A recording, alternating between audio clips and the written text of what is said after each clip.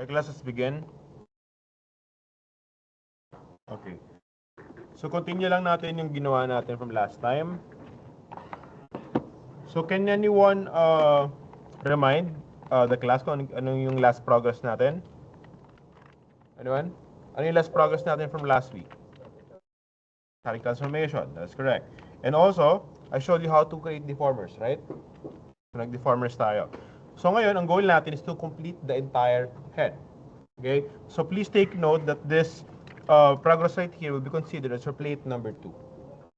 Okay? So, itong buong ulo na to. So, I already have here the different parts already done. Pero sige, ipapakita ko sa inyo ibang parts na kung paano siya i-extract. Just select the head. Paling ko muna. Let's remove it. Oops. Then the jaw. Anyway, ayan. So mamaya, i-rebuild ko kung paano gawin ng head. Okay, so konting review muna tayo on how to create or how to use static transformation. How do we clone and mirror this eye from one side going to the next side? Anyone? What do you do first? How do we clone and how do we use static transformation here? Paano yun? Ano yun? Say go. You complete the eye by using duplicate. Which one? Here? Nodes? Go to nodes and duplicate. Or clone selected. Okay, bakit hindi yung first one?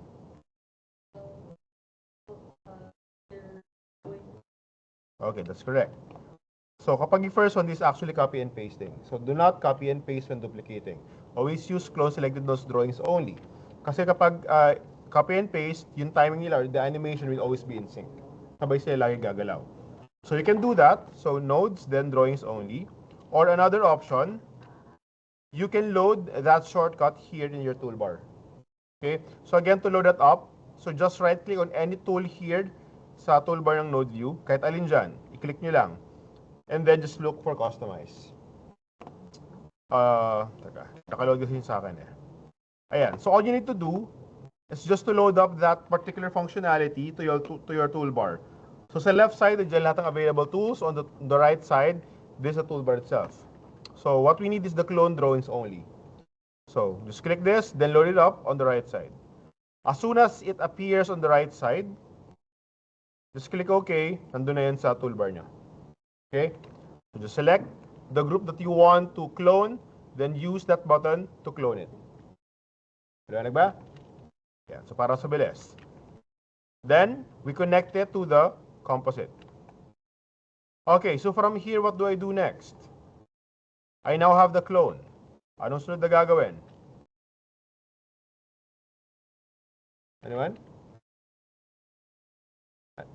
Ano yan? I-separate natin.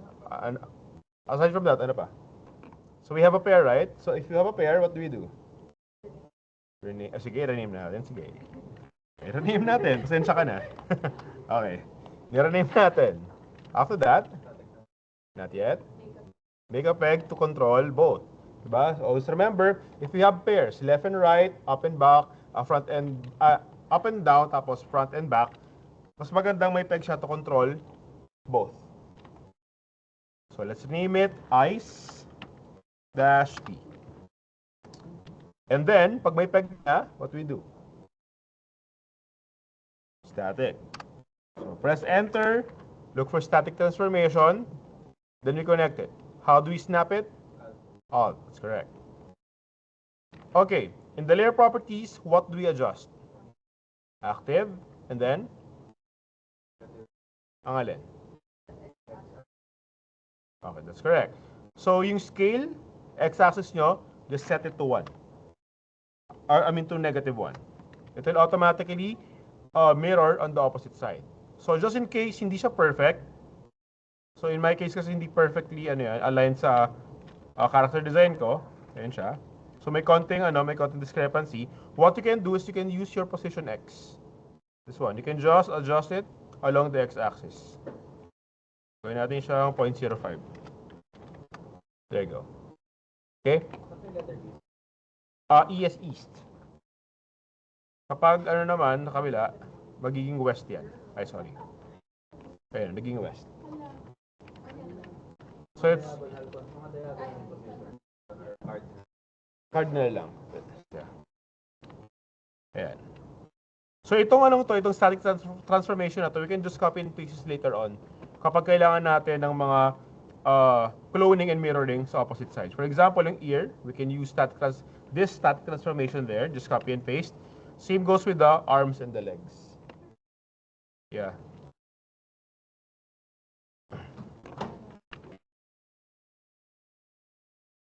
Okay. So pivot. So what do we use to adjust the pivot location? Ang tawag doon? Okay. We call it the rotate tool. So rotate. Adjust the pivot location. Here. So just make sure it's usable. No. Wala. Manual talaga siya. Okay. Next. What I'm gonna do is I'm gonna show you how to trace or how to create the head shape. Kasi sabi ko sa inyo last time, it is best to always separate the head and the jaw, most especially if your characters are human. So ang ginagawa ko, I draw the entire thing or the entire head shape in one layer only. Isang layer lang muna. Tapos from there, I'm going to extract. Okay, let's try. So for this one, basic shape niya is actually an ellipse. Color. Skin LA.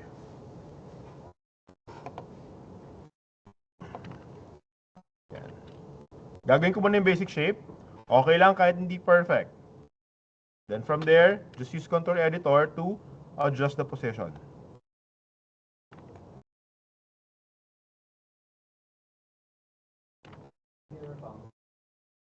I think yes, pero may i-set up pa. May symmetry dito.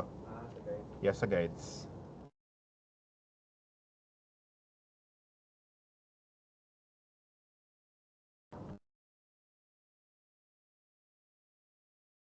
Yeah, so for example, that would be the line art for the head. So what I need to do here is to extract the jaw, tapos ilagay siya dun sa next layer. Right? So what you can do here is you can use the cutter tool. Do you remember this cutter tool? This one? Okay. I can use that cutter tool to extract that jaw area. So, by default, medyo mahirap siyang extract if you are going to lasso it. So instead of using lasso, you're going to change the selection type from lasso to marquee. So nasa cutter ako. So in the tool properties, ito yung selection option niya. So by default nakalasso siya. You can change this to marquee. That way your selection will always be a box. From here, I'm just going to select. So you can see extracted na yan. So I'm just going to cut it. So katulad sa Microsoft Word, ang cut ay Control X. And then, go to the jaw. In your camera view, just paste it there. Okay? Ayan na siya. Yeah? It depends on the anatomy or the design of your character.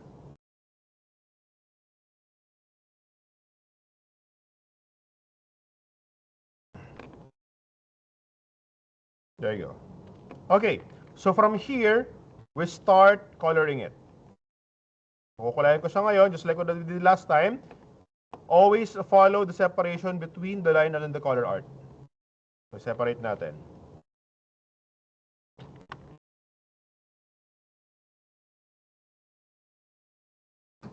So from here, I can just use this button, create color art from line art.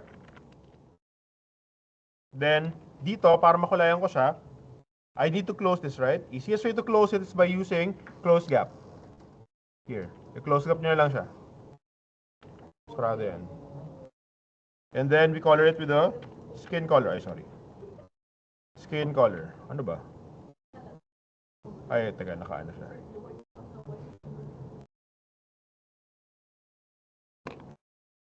Okay. Ayan.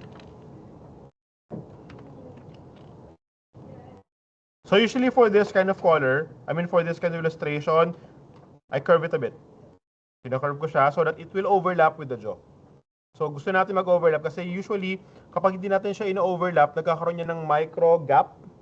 Tapos kapag naka-render, nagbumukha siyang may black line sa between the head and the jaw. So same thing for the jaw. Ay, teka, mali yung layer ko. Cut, paste, then create color art from line art.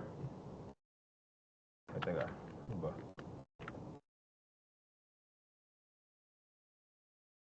There we go. Close gap. Then I color. Then ingat ko lang ng konti so that it will overlap. Okay, if I'm going to look at this setup in transparent mode, ayan, nag-overlap siya. Okay? Clear so far?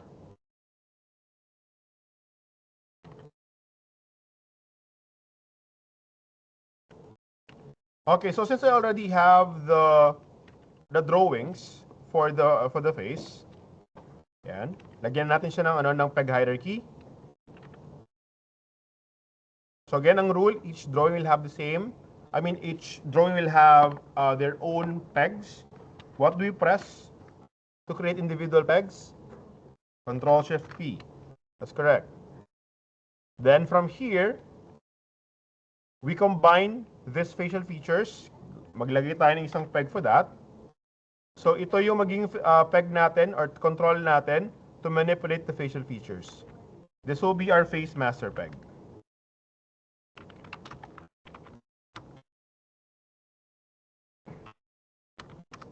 There you go. So same thing. After creating the peg hierarchy, don't forget to adjust the pivot location. So gawin nyo ng habit yon. Kapag gumawa kayo ng peg, laging kasunod nun ay pivot. Para hindi nyo siya makalimutan. Usually for the nose, usually nilalagyan namin siya here, on top. Para kapag nirotate siya,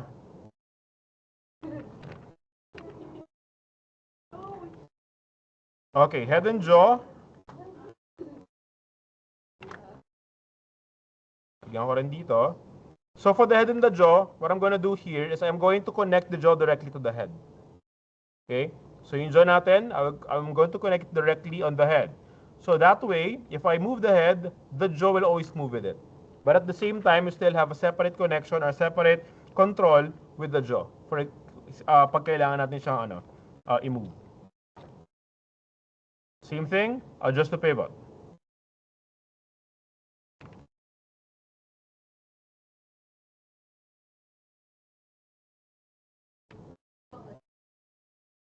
Wala. Wala siya snap to point. Well, maganda sana yun kung may snap to point dito, kaso wala. Okay. Next. So, meron tayong beard dito sa rig ko. Diba? Or sa design ko. So, I already created a while ago the design for the beard. So, let me just disable this para makita natin siya. So again, ang main goal natin dito is you want this beard to be masked inside the jaw. Again, yung beard natin, you want it to be masked inside the jaw. So what do we do? Yes, of course, cutter. But before we do that, we are going to merge these two, right? Okay, sige mamaya. I'm going to recheck the attendance. Okay. Sige. Again, we are going to combine the beard and the jaw using a cutter. So usually, if you want to combine these two, ano munang gagawin? We composite, that's correct. We put them inside one composite para mas organize. Okay? So kumbaga, yung cutter natin is only isolated in this composite. So we use cutter for this one. Okay. Ang question, where do we connect the cutter?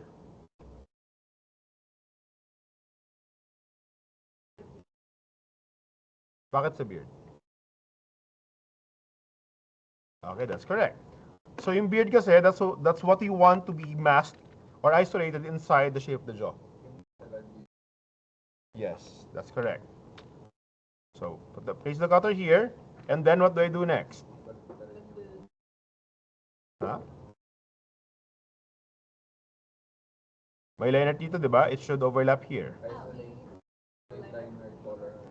Okay. Isolate line. And then color.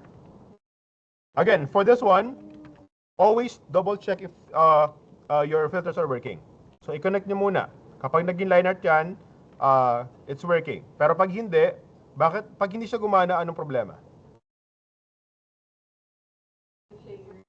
Okay, that's correct. So wrong layering. So make sure the line art only contains the outline, the color art contains the fill. Okay? So yun lang yung magiging problema if this filter does not work. Always double check your drawing. Okay? So connect. And then, what's next?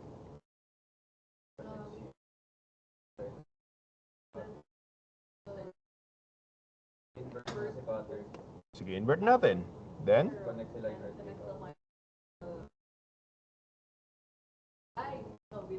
here. Mayari.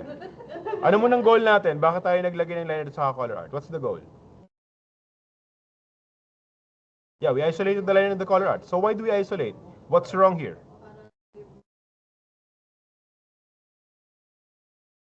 Okay. And? Okay, that's correct. Para pumatong yung line art on top of the beard. So how do we do that? No. How do we rearrange the order para nasa top yung beard? Ay, nasa top yung line art. Okay. That is correct. So we've changed the arrangement in the composite. Always remember, leftmost is topmost. So line art, just put it on top. There you go. And lastly, the color art will be the mask. There you go. Okay? So actually marami pang pwedeng gawin dito. We can change the color of the line art later on, pero sa next time ko na gagawin kasi medyo advanced siya. Okay? So for now, we stick with this one. Okay. So with this kind of setup, saan siya similar? Sa eye, right? So it's basically the same idea. So katulad ng sinabi ko sa inyo last time, paulit-ulit lang siya. So you just have to remember how to use it and how to do it. And most especially, remember, kailangan nyo maintindihan yung logic behind it. You don't have to memorize all of this. You just have to understand how it works. Okay, next. I have here the ear. So I have here the ear, saka ear detail. So yung line art, sineparate ko so that it can be adjusted for perspective purposes. So, same thing. So you want the ear detail to always follow the ear, so I'm going to connect it directly to the ear peg. Then from here, what's wrong here? Tumatagos. What do we do? Okay. Nakata ulit natin. So, ulitin natin. What do we do first? Composite. And then? Okay, line art and color art.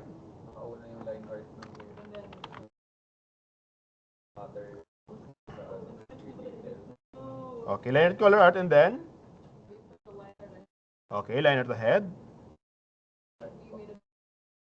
Okay, cutter. Where do you connect it? Ear detail. And? Who will be the mask? Who will be the mask? Sino kakabit ko dito? Color art, that's correct. Then? Invert. That's correct. There you go. Okay? Again, same setup. Right?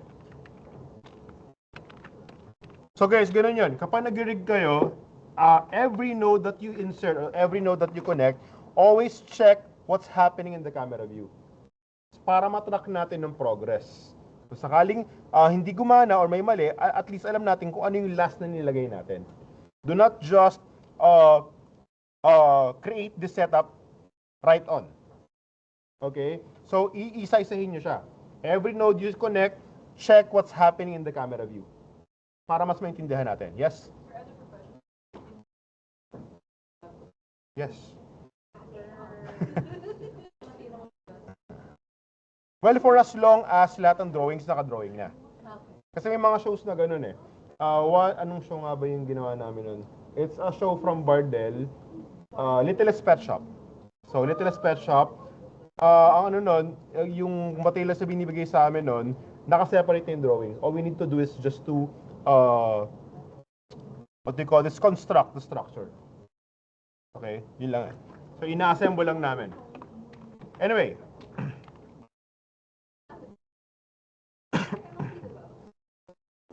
MLPix cutout din.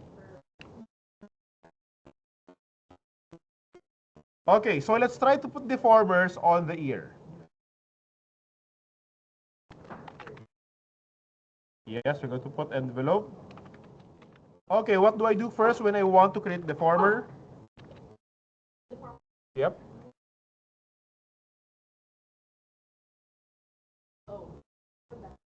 Okay, sige. And then, tool properties, so that's correct. Then we go to the envelope. Okay, envelope mode. And then, yung pinakamahalaga, huwag nyo kalimutang i-select yung drawing na gusto natin i-deform. Okay? Don't forget that. So from here, again, never use automatic mode. Always see to it na after nyo enable si rigging tool, choose the deformation mode in your tool properties. Kasi kapag naka-automatic mode kayo, there's no way that you can close it. Okay? Okay. So in this kind of artwork, as you can see, unfinished line siya. 'Di ba? So may malaking gap.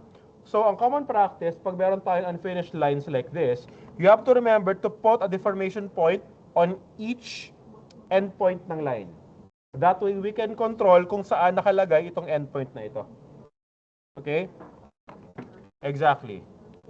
So from here, 1, let's say around here, 2, then 3 for the earlobe, and then last here. Then we close. Okay? So isa yun sa mga considerations when you decide where to put the deformation point. Hanapin nyo yung mga endpoints ng line.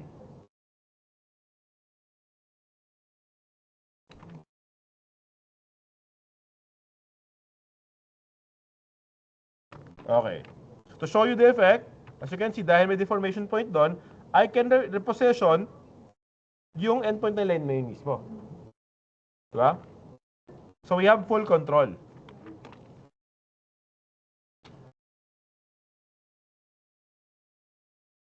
Okay, next, let's try to put a deformer for the ear detail.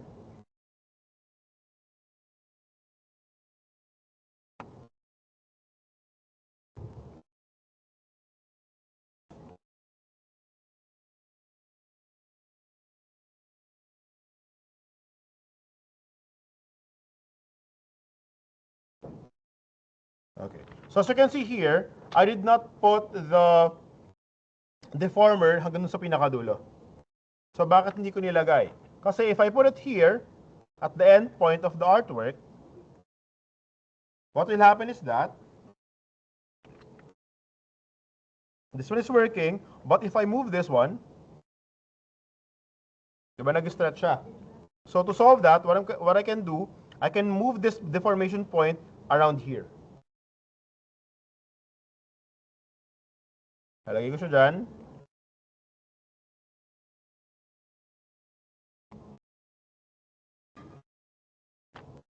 There. Well, I can still control this one, but at the same time, hindi na siya nagkakaroon ng weird deformation. Got it?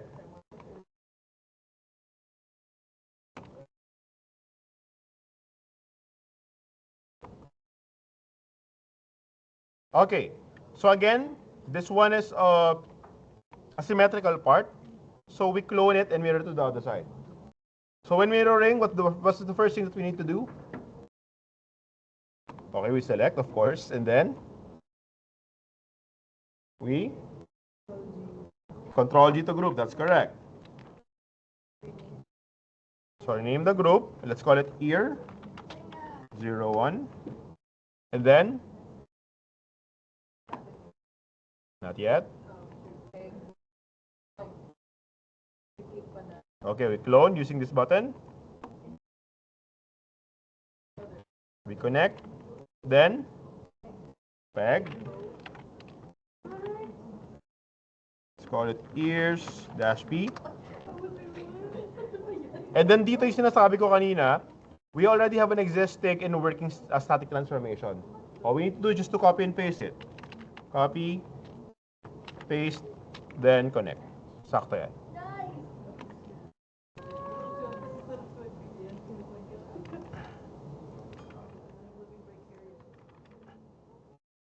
Okay, so from here, I can just connect all these 3 master pegs para magkaroon tayo ng headmaster.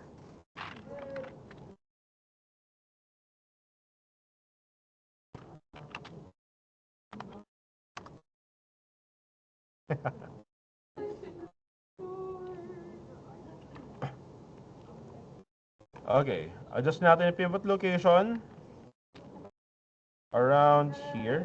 So, by the way guys, for the headmaster peg, you do not put the pivot here sa chin.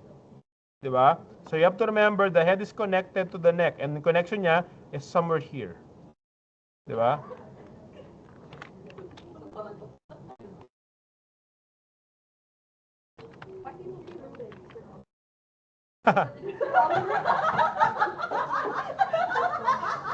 Si Oliver pala to.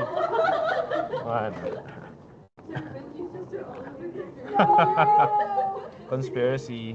Sir Oliver, Sir, you didn't mention he lived in Germany first. Okay, next. Sir Oliver, but Okay, so if you're going to notice guys, in the main composite of the head, dumadami na yung connection, right?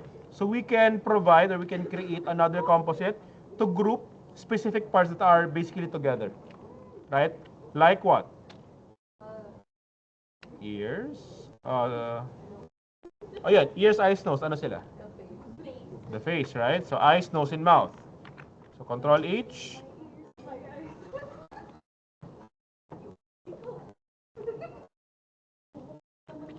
There you go. So if I open the thumbnail, ayun siya.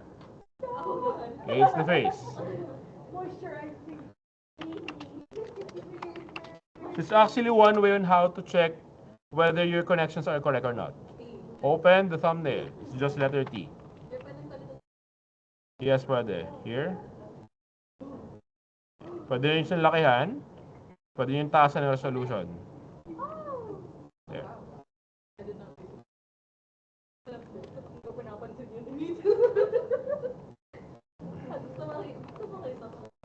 Clear tayo dun, guys?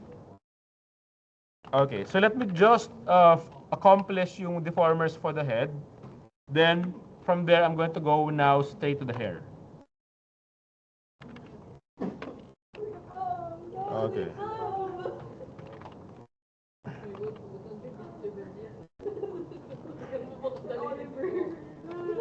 Okay, so merong isang fast way on how to create envelope deformers dito sa Harmony. Pero it's not 100% accurate. Okay? So para hindi kayo mag-manual na gumawa ng envelope deformers, you can just select the drawing. Then under, let's zoom in, animation, envelope creator, create envelope. So just click that. And then here you can control kung ilang points. Diba? And yung basically the concave smoothing. So usually what I do, I enable use all corners. Okay? Tapos for this one gawin nating 3 lang. Let's see if this will work. Yan. Although okay naman siya. Wala sa gitna, adjust lang natin.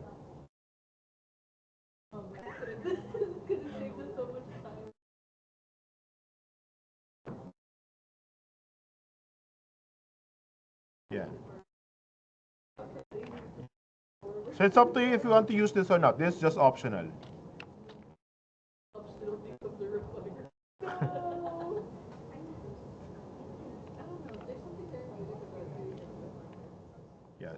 Katulad dito, perfect to. Pag clinic ko siya, it's there.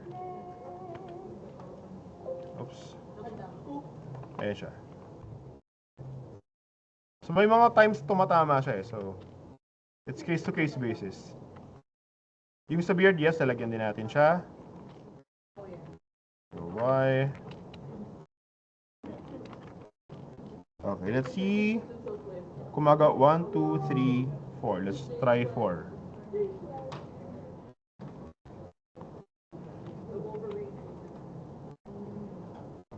Okay, hindi maayos. Sorry? Not really. Mainit. Makate. Okay, so ito mamano-manuhin ko siya.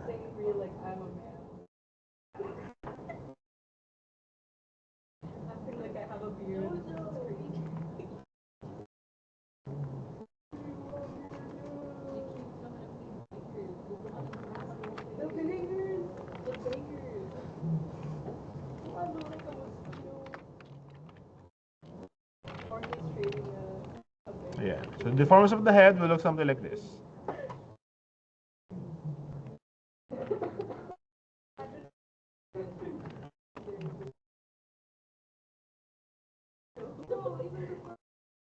Okay. So I already created here the drawings for the hair. So ginawa ko na siya kanina. Ayan siya. So ano yung tsura niya when transparent? Kapag transparent siya, ayan siya. It's actually overlapping with each other. So again, we did that so that we are free to create perspective. So definitely, pag gumalaw kasi to, the positioning of this hairs will be different. Diba? Mag-change yung perspective.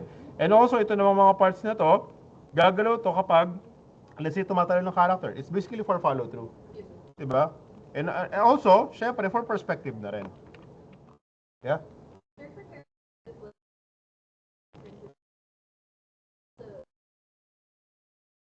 Isang buhay lang siya.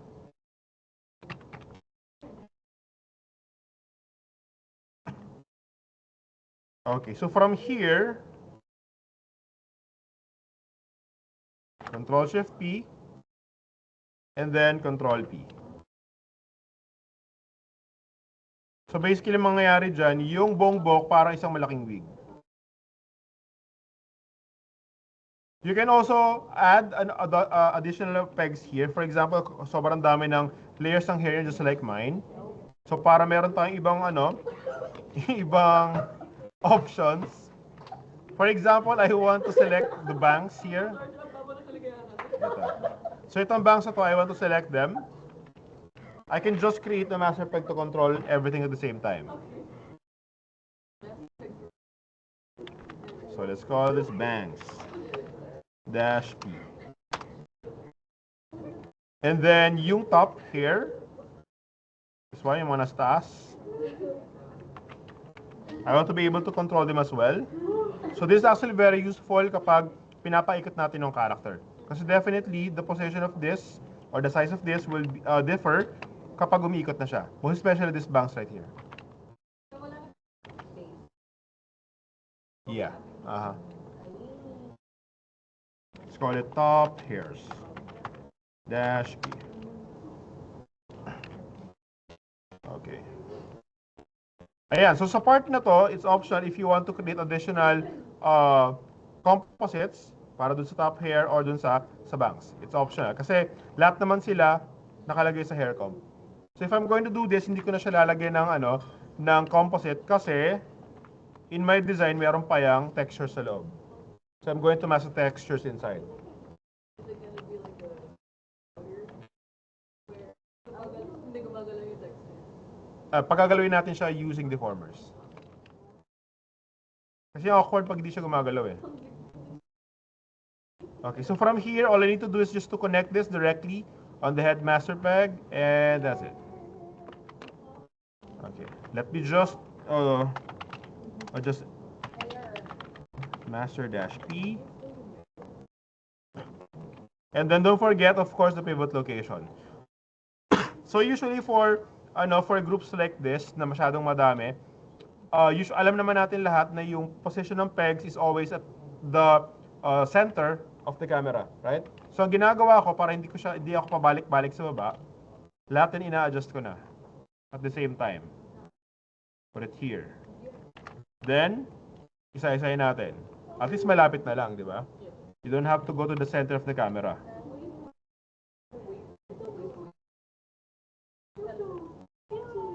Okay, this one is here. Sideburn.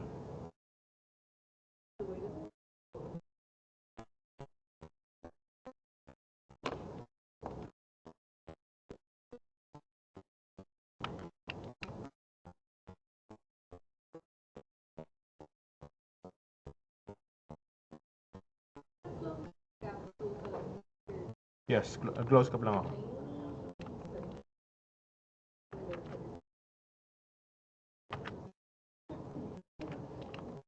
This is good, this one is good. Bang, so okay na. There you go.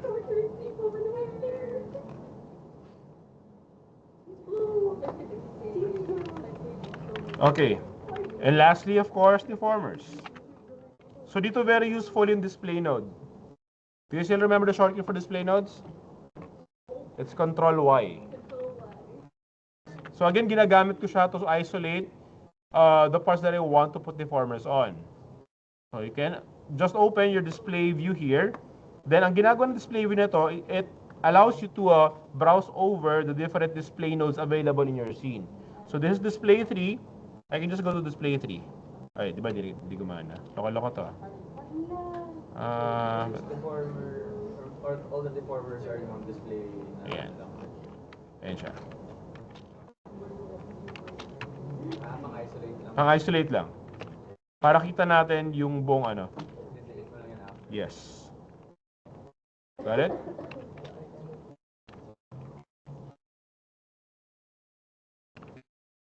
So again, tip. So sa endpoints ng line. Then to close it, kailangan ko ng isang deformer dito so that we can adjust the area of that hair. Just in case kailangan natin siyang mag-overlap sa ibang parts. Diba? Yun lang yung yung reason nun.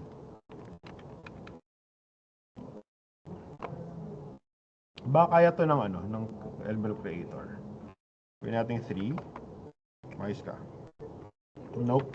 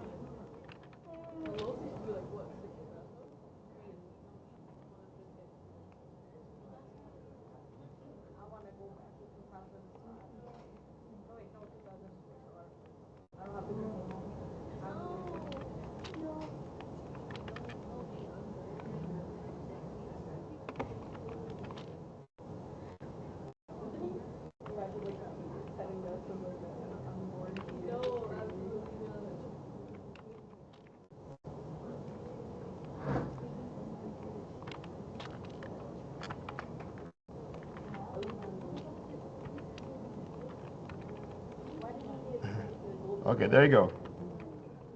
So let's check. So all the formers available in my head rig looks like this. Okay. So mukha lang siya madami. Madami naman talaga siya. Pero it's manageable kung region per region nyo siya ginagawa. Diba?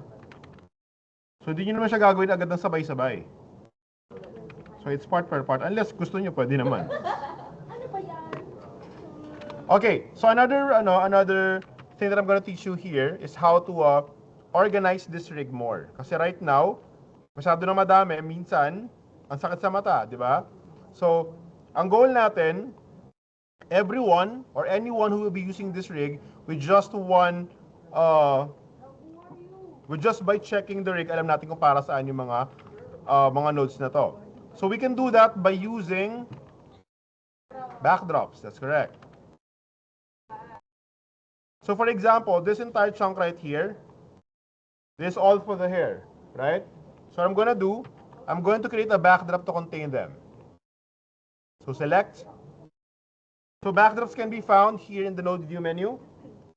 Insert backdrop. Ayan siya.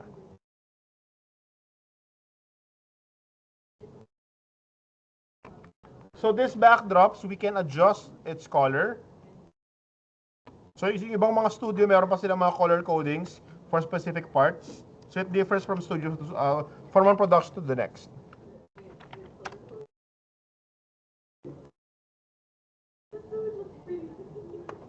Okay. Another question dito. Sir, how do we delete this? Kasi usually when we create backdrops sa mga nodes, when you select the backdrop, automatically selected yung mga nodes. So if I delete it, madi-delete din yung mga layers. Okay? So, how do we... Okay. Oh, not this. This is the layer properties. So what we do, or what we use this one, the handle. So may handle yan sa lower right corner. So this allows you to resize the backdrop. So when you resize it, automatically mag-snap out siya doon sa mga nodes na yan. So you can reposition and definitely you can delete. Got it? Okay, so ang gagawin ko lang dito, lalagyan ko ng mga backdrop yung mga important parts.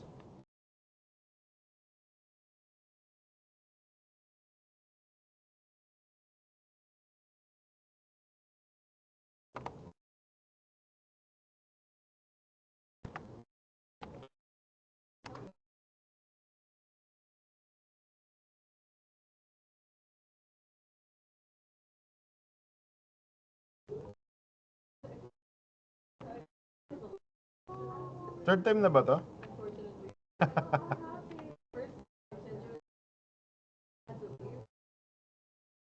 Yeah.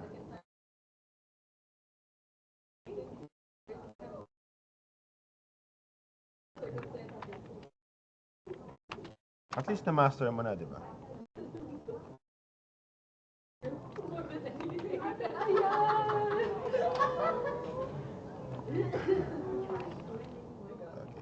There's the head. Lalagyan ko din siya. Nagdidig ako sa bahay, magwaga na mag-escape kamay ko.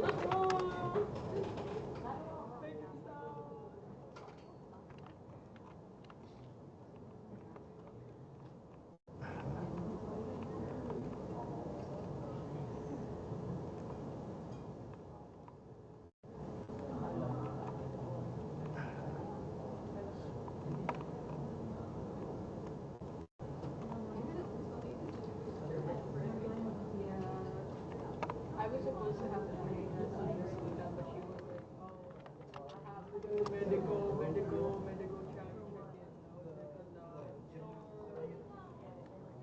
check it. I love her. Color coding user.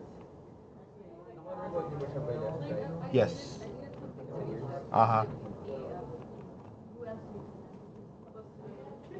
For this young, Tapos sa final na namin, tayo rin na group na lang din ng mga buttons para mapalinis. Well, it depends eh. Pero I think wag na muna. Wag muna siyang yeah. Kasi sometimes may mga times na kakailanganin natin yung separation nila. Pag may group kasi, kailangan medyo matrabaho pa yung gagawin. So for example, itong joke, kailangan ko siyang, let's say, lagyan ng scarf. Nakaganon siya. Naka-group kailangan pang... Yes, exactly. Naalala ko yung regani, ganun. So mas accessible pag ganito. Okay.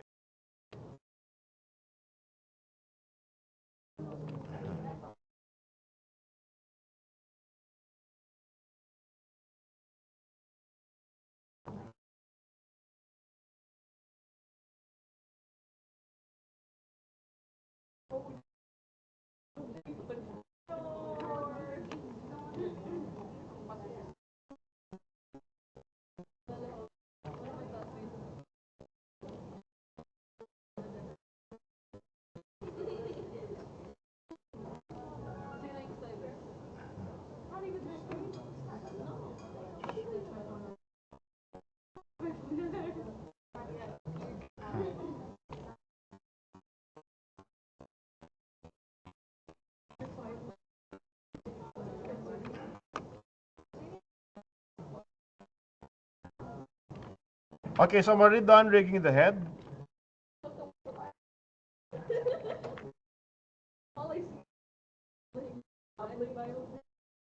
Okay, so for this progress, this will be your plate number 2. Okay, I will be checking this next meeting here in class. Maliwanag ba? So ano ba yung mga checkan ko dito? All drawings for the head, at least, must be done. Correct peg hierarchy. Correct pivot locations. Masking for specific parts, most especially the eyes. And lastly, of course, deformers. You have to deform all drawings involved in your rig. Okay, so how do I check it? So when checking, for example, of course, for the drawing, kung ano yung nasa design nyo, dapat yun na makita ko. For the peg hierarchy, the way I check it is I navigate your camera view. I do not usually look at the node view for the peg. I navigate here in the camera view. So for example, I select the pupil. I just press B continuously.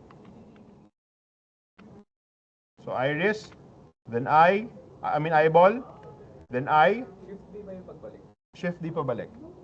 The next would be both eyes, then face, then head. Kapag nanggaling naman ako sa ears, or sa ear detail, when I press B, ear, both ears, head. Pag sa hair,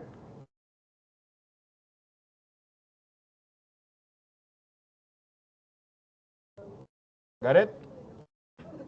Okay, next, for the pivot location, while navigating, I test it out. So for example, itong ear na to, hindi ko pa na-adjust yung pivot location. If I rotate it, as you can see, mali yung pivot, deduction yan.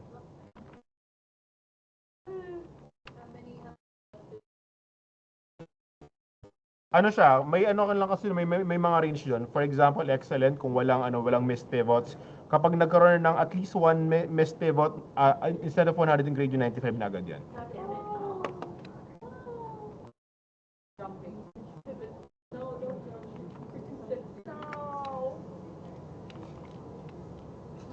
Okay, katulad dito, I forgot to adjust the pivot location of one ear. Para hindi doble yung trabaho, ang gagawin ko na lang, isang side lang muna gagawin ko.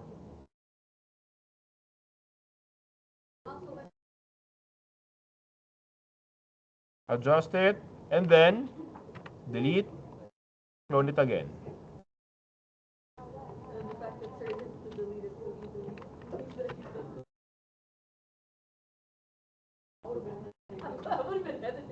Yeah. There you go. Okay? So tandaan nyo guys, itong mga symmetrical parts, you can always delete yung clone. So for example, you forgot something, you forgot a deformer, a particular part in that group, you can always delete this. I-delete nyo, tapos i-reclone nyo na lang.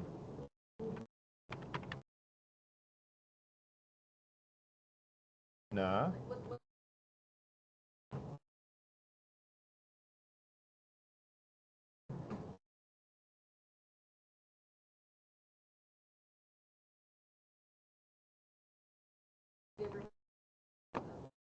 Ano yun, sorry? Ang ginagawa sa backdrop? Like, si Metallic sa nag-section, Okay. somebody rickrolled her sa ano. I was wondering if you had any students prank you with their rings. Actually, wala pa naman. Ang usually ang ginagawa lang, nagpapalusot lang. For example, kung kunwari gawa na yung ano nila, yung rig nila, pero pag tinigil kay Node View, wala pang structure. Or let's say, pinaglalagyan ng mga backdrop, tapos wala pa ng mga rig hierarchy. Yung mga ganun. So it might look professional kapag may backdrop, pero kung hindi gumagana yan, definitely mali yung gawa niya.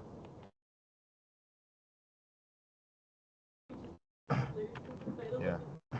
Ang common misconception kasi sa akin ng mga estudyante, they think I am not checking each plate one by one. No. I open it, I check it one by one. You were checking all over me. Hindi daw na naman comment ka na sa kanya.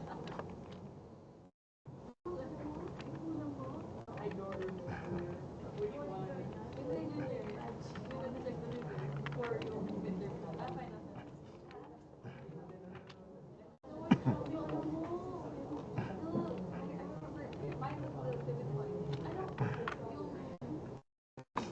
Any questions, guys, regarding this one? Okay.